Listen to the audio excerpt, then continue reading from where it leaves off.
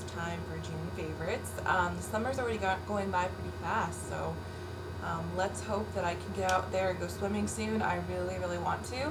I'm planning on doing it this weekend as long as the weather holds out. My number one beauty find this month would have to be Hydrogen Peroxide. I'm not using it to bleach my hair or anything like that. I'm actually using it as a benzoyl peroxide substitute for my acne, and it's actually made a big difference. It does take a while to see results with this, so give it like a week or two, but honestly my acne has gotten like a ton better since I've started using this. It does really well for cystic acne. This is like the one time where it would be okay to pop your zit pretty much, as long as you put this right on with a cotton ball right afterwards. What it does is it oxygenates the area, so it really like pulls out all of the infection. It pulls out all of the infection and pus and all that gross stuff and helps it heal. So the only negative is that sometimes you do get a little scab that shows up and you might get a slight acne scar, but it does heal up your acne really well. So it's very gentle. You can just leave it on your skin. I use it in a 3% solution, so that's usually what you would get at like any drugstore. I'd highly recommend this. It's cheap. You get like 16 ounces for like $2 or $3. Like, that's an amazing deal. So, and it also, another thing I like this for is it is a mild form of bleach, kind of, you know what I mean? Like if you use it to dye your hair or bleach your hair, you know what I'm talking about. So it really does lighten up your skin, like your acne scarring and all of that. It really helps to reduce the redness of that, which is why I haven't had to wear my tinted moisturizer underneath my mineral foundation. I've just been able just to wear my mineral foundation now because my skin isn't as red anymore, thanks to this stuff. So this is like my number one favorite of the month.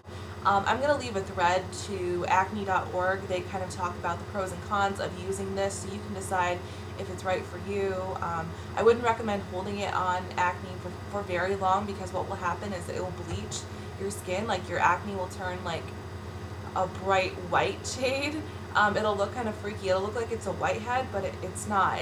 It'll go away if that happens to you. It'll go away in like a couple days, but it just looks kind of weird until that happens. So another skincare favorite this month is the organic shea butter soap from out of Africa. This stuff rocks. This stuff and this stuff have been helping me so much with my acne. And just the overall condition of my skin, not just the acne, because when you treat acne, sometimes your face gets so dry and just so irritated, it contributes to more acne. So this just contributes to my overall skin health. And if you can see this here, it uses 20% unrefined shea butter. Shea butter is so good for your skin. It's moisturizing. But another reason I love the soap is because they do donate money to a good cause. Every time you buy soap, 5 cents of your soap will go to, it says, your purchase of this product will contribute 5 cents to help provide education to children in West Africa and support for PBS educational programming. So, I mean, good organic soap, vegan, contributes to helping education in Africa and PBS. I mean, yeah, of course I'm going to love this soap. The ingredients are really nice. Organic shea butter, palm kernel oil, olive oil, vanilla essential oil, and purified water. So it doesn't have any harsh synthetic fragrances in it. It has that slight vanilla smell because of the essential oil, but it doesn't irritate your skin like a synthetic fragrance would. It's extremely gentle. It's moisturizing, which is why I quit using the Dr. Bronner's as my face cleanser. It was really drying me out as far as my skin goes, like my face. My face is super sensitive, so I need a moisturizing product. I need something really gentle for that. So this has been replacing that in my skincare routine, and I love it. It's so good. I think it was $3.49 or something at Walgreens. You can find this at Walgreens. So that's an awesome deal. And I still have a ton. I still have a ton left. I just keep it in this little soap dish I got from the dollar store. But yeah, I still have a ton left, and I've been using it all month. Yeah, How I Met Your Magenta, and it's 233C, if you can see that. It has the very slightest gold flecks in it. You can see that, kind of like a little goldy duochrome. It's very subtle on the nail, but this color is amazing. It kind of has a gel consistency like that. It's kind of odd, but I kind of like that. It's like a different texture. It's not cream texture, it's like a gel texture. But the only bad part about that is that you have to apply this like 4 coats for it to show, and even then your nail kind of shows through, like the white of your nail. But the color is so pretty, I don't care about that. It's really beautiful, and it lasts a long time. So once you get the 4 coats on there, it'll last all week for you. So, and the color is just stunning, so I really recommend that. I'm gonna have to like retract a previous statement I made about how I hate the e.l.f. $1 lipsticks. I still am not crazy about the packaging. I think the packaging is the fault of these products. I think the fact that they're so soft and the packaging is so cheap, it doesn't hold it in there correctly. I think that's the problem with the product. The actual product itself is really good, and I've been loving this color. One of my subscribers sent this to me. Her username on here is Ross Elizabeth. She's a really sweet girl. You should go check out her channel. She sent this to me. It's in the shade Classy, and it reminds me of NYX's Paris, and since I don't wear those anymore, I try not to. I'm trying to find dupes for all of my NYX lipsticks, and this one's vegan. It does have mineral oil in it, so just putting that out there. If you don't want to use that, that's your choice, but it's $1. My trick is I've been using it like really far down in the tube so it doesn't have a chance to break off like my other one did. And I would not take this with you in your purse. It will probably melt. It's a very creamy product, so I would just be careful and just don't apply it with too much pressure. But the color is so pretty. That's what I'm wearing today. I'll just put a little more on. It's like a little bit like NYX's Paris, but a little less blue tone. Yeah, it's a really pretty everyday color. The e.l.f. Mineral Eyeliner in Black. This actually works on the waterline, guys. Like, I thought since it was kind of a softer product that it might not stay on the waterline very well. And there it is swatched. It is pretty black, if you can see that there. It actually does stay on the waterline pretty well. It stays on pretty much just as long as the Urban Decay one. I mean, I love the Urban Decay one, don't get me wrong, but sometimes it does tend to smudge underneath the eye if you don't put eyeshadow right up to the edge of your waterline.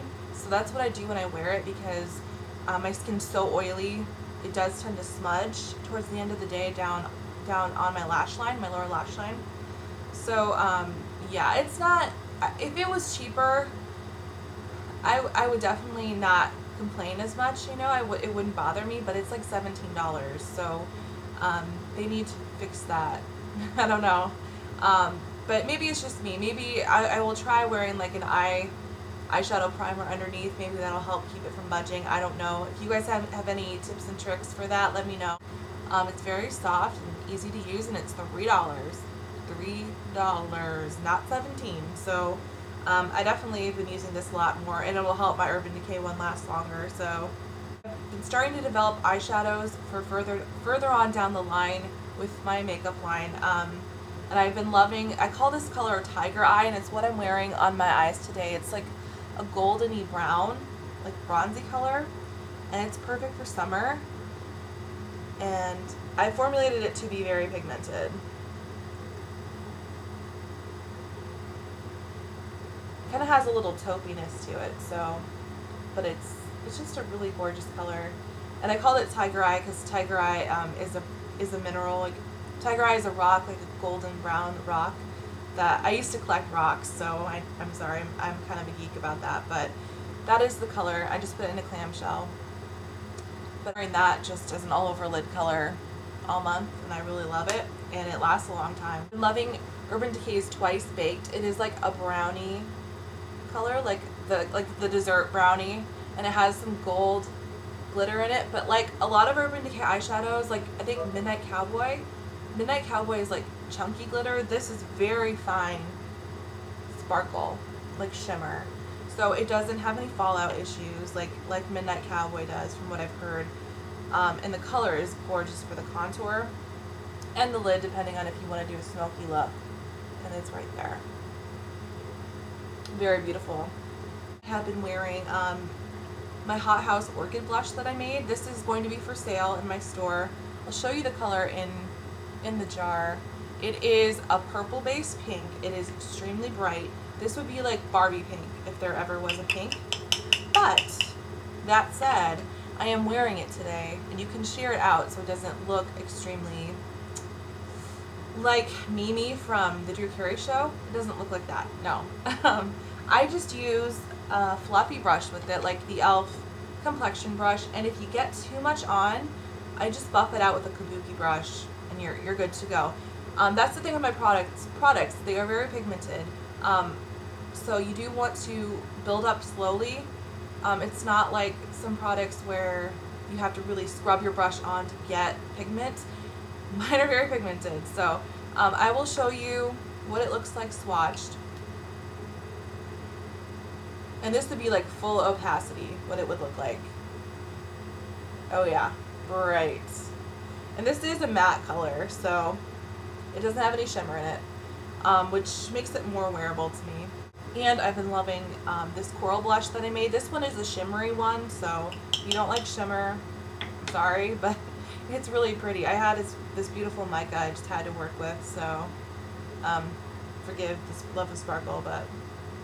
And again, this is applied to full opacity, just giving you an idea of what the color is. You can see that has very fine gold shimmer in it. But don't worry, it does not apply that opaque on the skin. That's why I don't like swatching these blushes with my fingers. I think that demoing it with a brush really helps. You know what I mean? Like helps show what it will actually look like. So I'm going to be having pictures of all these products on my skin too. I'm going to be doing videos using them so you can see how they apply with a brush and not just swatch straight like that, because I know that can look kind of frightening. But that's the color. And that one is just Coral Reef. I also have been using these e.l.f. cream eyeliners, like especially the one in coffee, as eyeshadow bases, and they work really well. They actually last longer than the NYX Jumbo pencils did. They're not quite as sticky, so that's, you know, that's the downside, but they last a lot longer. They don't crease, and they just provide that nice base for pigment eyeshadows, loose eyeshadows, any kind of eyeshadow. So I really do recommend that, and this works awesome as a eyeliner for the summer. I've been using it for both purposes, so I've been loving almond milk. That's probably my favorite food of the month. I'm just going to do like my 5 favorite songs of the month and just do like a little clip here so you can kind of hear what they sound like. If YouTube doesn't like it, oh well.